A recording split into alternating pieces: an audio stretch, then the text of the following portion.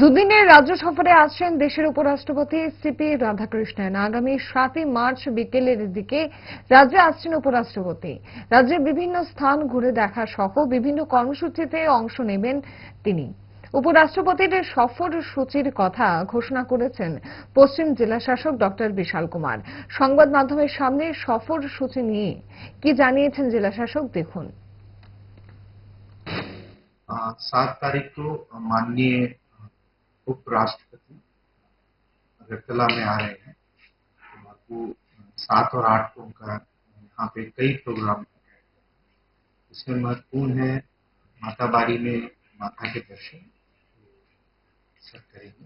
Albert Ekka park में सुबह शहीदों को श्रद्धांजलि देंगे। उत्तरा यूनिवर्सिटी के दीक्षांत समारोह में शामिल होंगे और इंटरनेशनल फेयर ग्राउंड हालिया में महिलाओं के साथ लखपति दीदियों के साथ इंटरेक्ट करेंगे और उनके बनाए हुए प्रोडक्ट्स का संज्ञान भी लेंगे। तो बहुत ही पैक्ड प्रोग्राम है सर।